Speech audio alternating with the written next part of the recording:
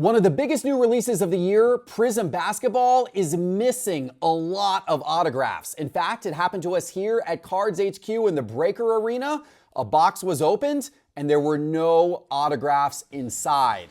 But this is not the only major problem that a manufacturer is having right now. We'll give you the details and debate what must be done now.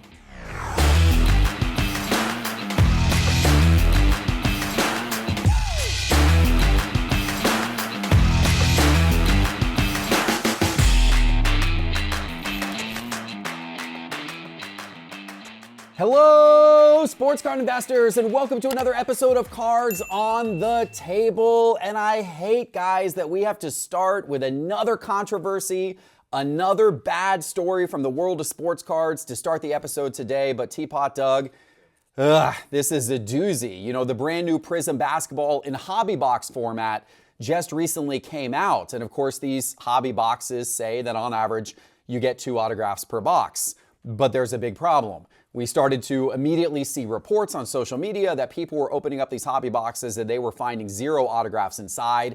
In fact, Firehand Sports Cards, a breaker, reported that out of 40 boxes, 40 hobby boxes of 2023-24 Prizm Basketball, that there were 20 autographs missing. That's a lot of. That means that 1 out of every 2 hobby 25%. Boxes has an autograph missing potentially.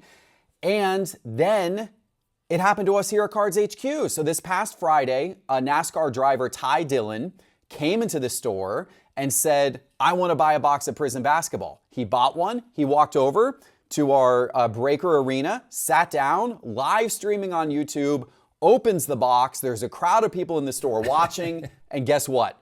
No autographs in that box of Prizm Basketball. Others have reported the same thing. Guys, this is a problem.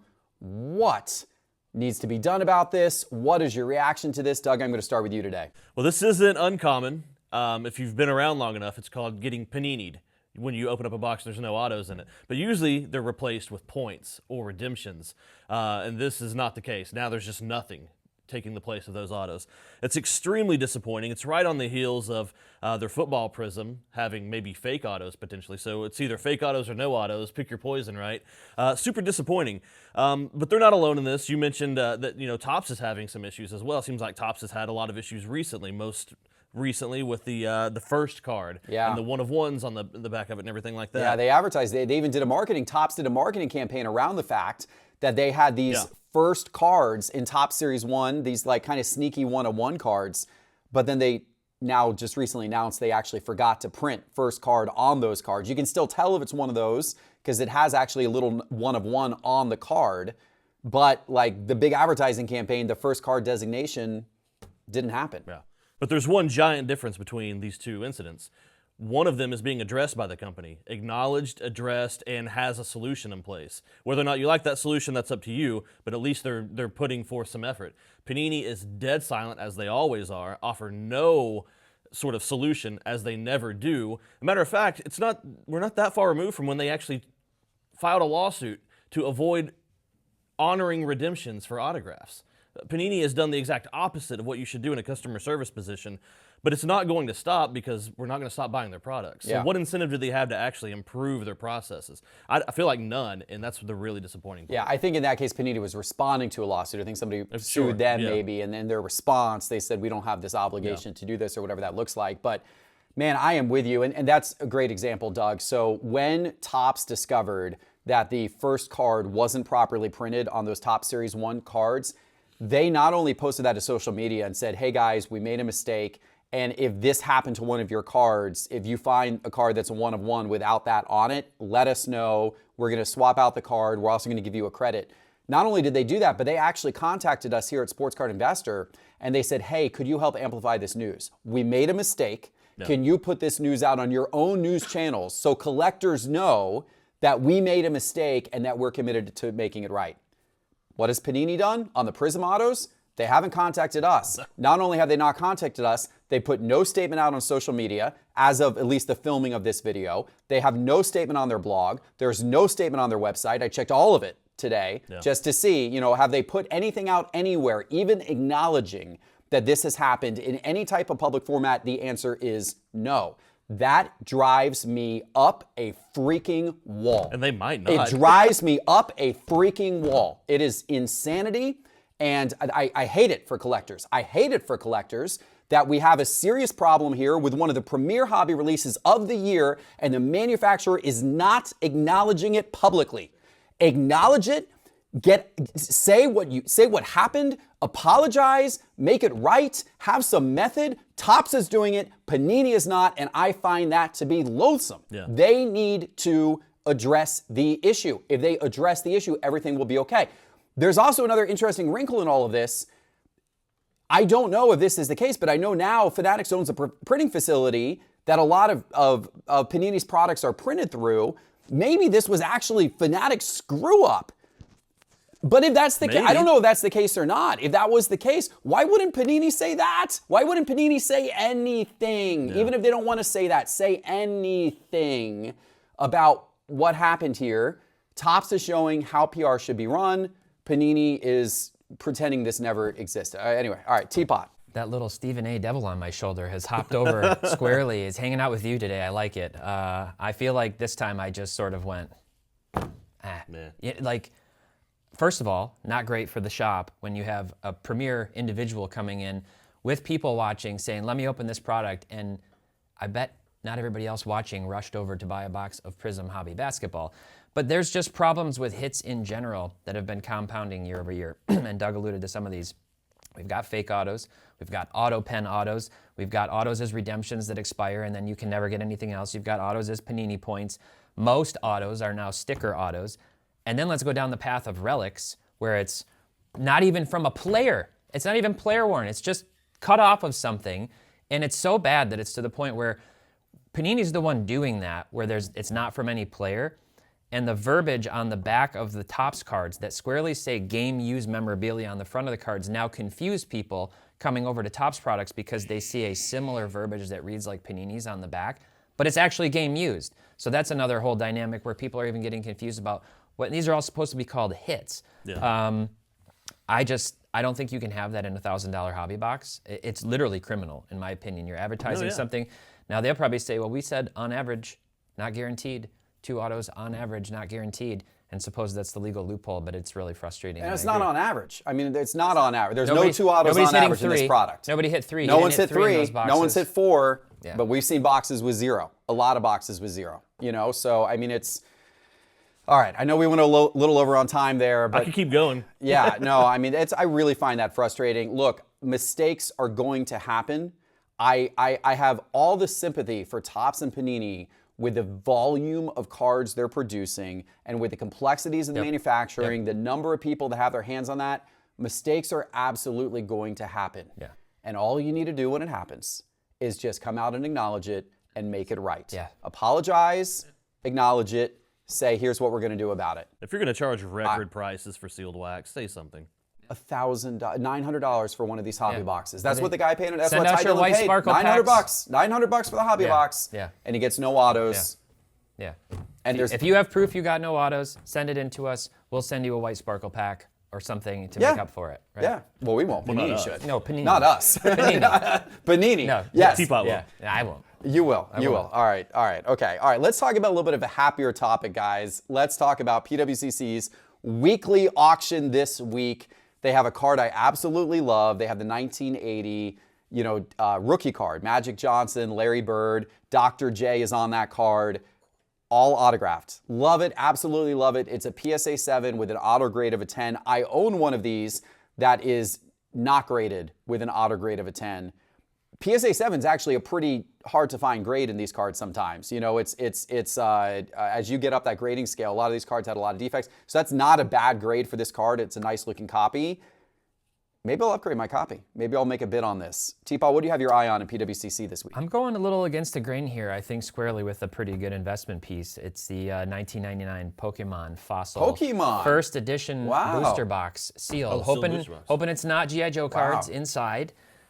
Should be Pokemon, but that's, I think if you're looking at something to sock away for a long time, that's a pretty good bet. Yeah, okay. All right, Doug, how about you? Well, everybody knows how much I love Panini. Panini did something really great in 2018, and they produced one of the most underrated or at least under-acknowledged products in existence. Panini Treble Soccer. They've got a 2018 Panini Treble Gold Cristiano Ronaldo and a BGS slab. I think it's a beautiful set. Anytime I can try to get more Panini Treble, I'm happy to do so. All right. Panini does do a good job of design. They do a great job of design.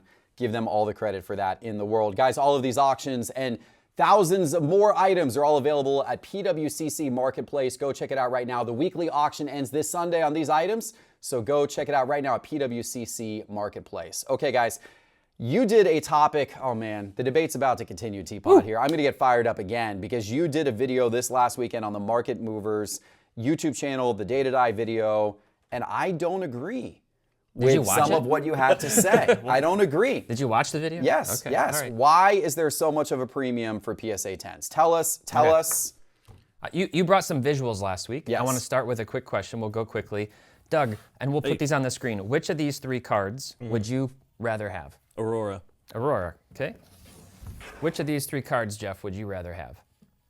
I like the Kaboom. I'll do the Kaboom. All right. Well, what if I told you that the minute you put this red, white, and blue Luka into a PSA 10 slab, it sells for more than the Aurora in a PSA 8 and more than the Kaboom Raw? Because it's in a little plastic case with a number on it and the opinion of somebody you've never met saying this is it's a common card. The video comes down to 2 things. Price differences between grades and half grades. Right. So PSA 10 versus 9 or 9 versus 8.5. And then gem mint grades across the companies, and we're seeing like a 1.7 or greater multiplier between PSA 10s and SGC 10s and BGS 9.5s. That's the nuts and bolts of it.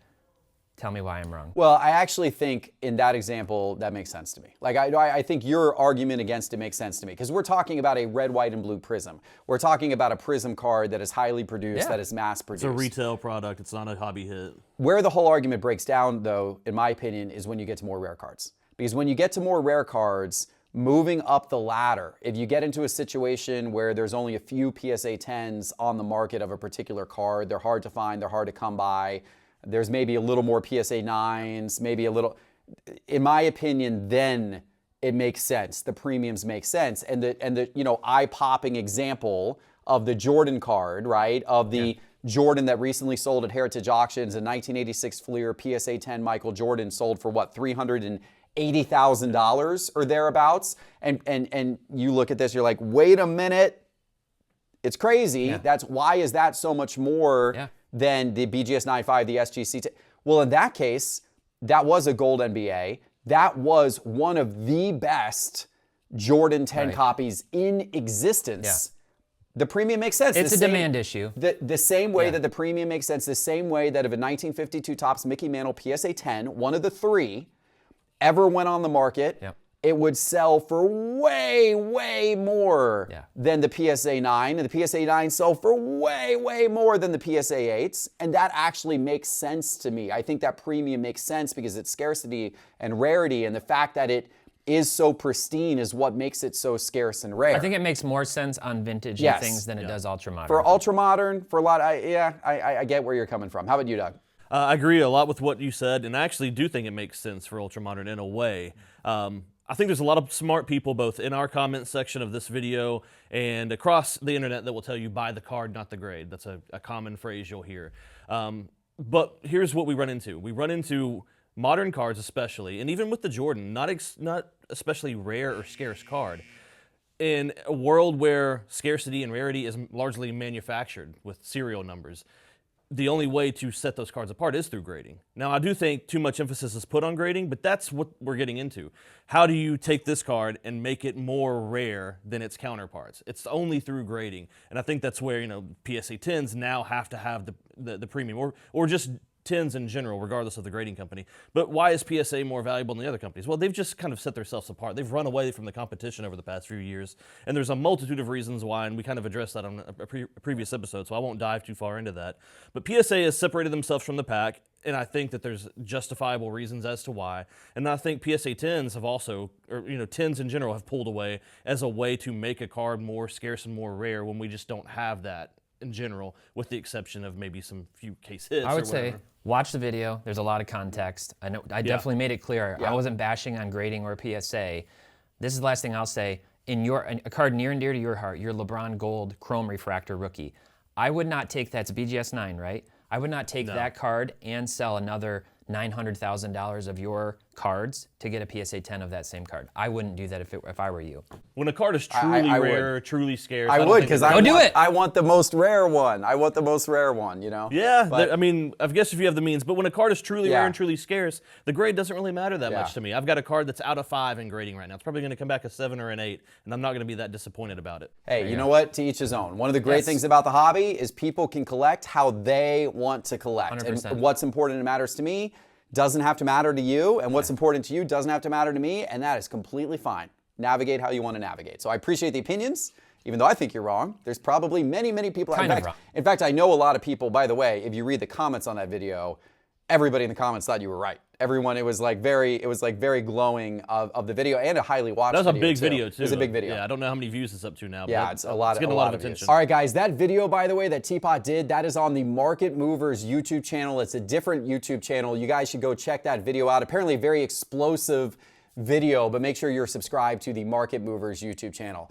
Okay, I want to take a quick moment to let you guys know about this awesome product that Standup Displays has. These are their Major League Baseball officially licensed card stands. And now that Topps Series 1 baseball has come out, and we've got more baseball products right around the corner, as well as the baseball season itself, it's a good time to pick up these card stands of your favorite teams. You got the Dodgers, you know, you got the Royals, you got any team you want. They're all available right now on standupdisplays.co. Once again, get your custom Major League Baseball card stands on standupdisplays.co.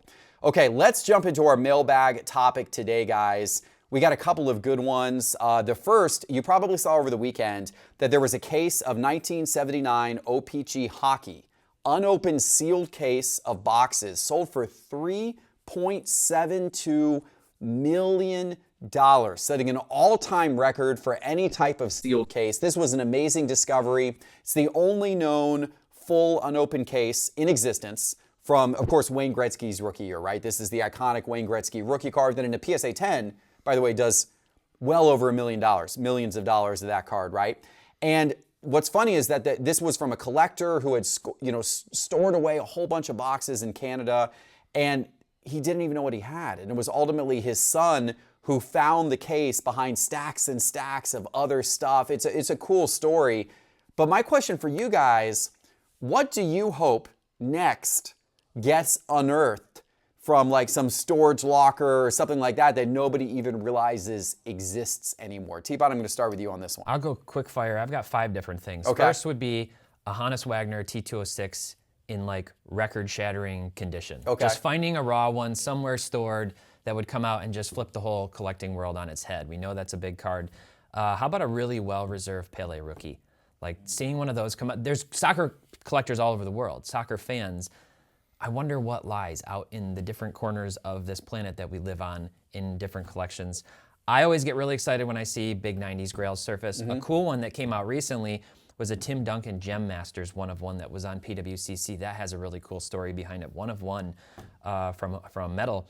And then I'm personally looking for Andre Drummond's 2013, 14, and 16 black prisms. If you have those, please contact me. Did they ever surface before? Not that I've ever Never seen. seen him in sales history or anything? Nope. And then Luka Doncic, 2018 black prism 1 of 1. That we don't know if that's been ripped or not. Yeah. I have a theory that maybe somebody has it and is also stockpiling the sealed product to like keep the value up, but who knows? Who knows? I'm not surprised to hear that one. That one certainly makes a lot of sense to me. Those are all good ideas. What about you, Doug? We should have had a conversation first. He took 2 of mine. So now I'm left without much to say. I will say, who verified this sealed case? Because immediately my mind goes to Pokemon and G.I. Joe. This is the second G.I. Joe reference on the show today, which is unusual, but I can't think about, unearthing these sealed cases without thinking about the big incident. So what they did do in this case, and I actually wondered the same thing, they actually opened the case. Did they really? It was a sealed case. They opened the case. They got all the boxes out. They then inspected all of the boxes. They then resealed it all in BBCE wrappers. Okay. It was BBCE. But this time they didn't just believe the case by looking at it. They actually opened it up. Yeah. So I thought, just like you were saying, I was thinking about the Pele rookie. I was thinking about the Luka Black. I was also thinking about the 2017 Chrome Mbappe Superfractor that's never been seen. And I was thinking about the Steph Curry Topps Chrome Superfractor as well. So that was actually my answer. Yeah, you took yes. my answer. My answer was I hope that somebody finds there's very, very few boxes of 2009 Topps basketball that exist. You almost never see them sell on any auction websites. I've never seen a case sell in like the last couple of years. So if a case showed up of 2009 Topps basketball, people might go, my God, maybe the Steph Curry Superfractor 1 of 1 is in that. Doug, do you know who owns 2 complete sealed cases of 2017 Topps? It can't be you. Chrome, You're terrible. UEFA? You're terrible at investments. It can't be you. 2 sealed cases. If I tell you how much I bought them for versus how much they're worth today, you would blush. It was one of my best investments ever. Bought those for pennies on the dollar. Yeah, I hope somebody puts that in your spreadsheet. Yeah, I know. We're ripping them on CardsHQ Breaker channel live tonight. But no, I'm just holding on to those sealed. I actually showed just the other day. I was showing Ryan and Carter my PWCC vault, and I've got I got a whole bunch of really crazy sealed wax cases in there that I bought in 2019 and 2020. You've got 2014 Prizm World Cup? World Cup, yeah. I got a sealed case of that. That's a big one for me. Yeah, I got a sealed case of that. that. Yeah. A lot of fun stuff. All right, let's go to our second mailbag topic today, and this is Panini signing LIV Golf. And my question for you guys is this a big deal? Are collectors going to care about this at this point? I would think that they would. I would think that golf cards are a good thing, that we might have Prizm golf cards. But last year, Upper Deck came out with 2 new sets of golf cards. It was the first time that new golf cards had hit the market in a while.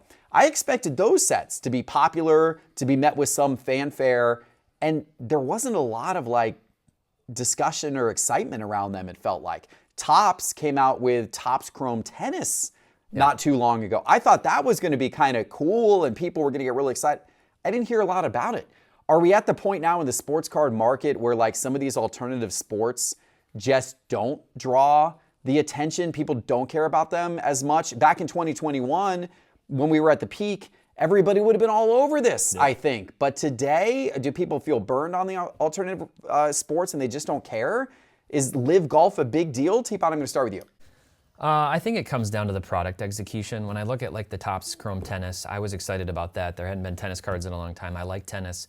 And then the checklist didn't actually have anybody that you would expect on it. It was Pete Sampras and then nobody else. There was not a lot of high profile athletes on that checklist. I think it was Coco Gauff and that's it. So that has a lot to do with it, the product execution. Some of the Upper Deck metal products that we've seen come out in the last few years, people were really excited about, and those also, the execution was surprisingly not very good on them, in my opinion. So I think it has a lot to do with that as much as it does the sports, but then maybe it's just that golf, maybe they just don't have the collector base, that you would expect. There's obviously a ton of golf fans out there, and there are some really high-profile athletes.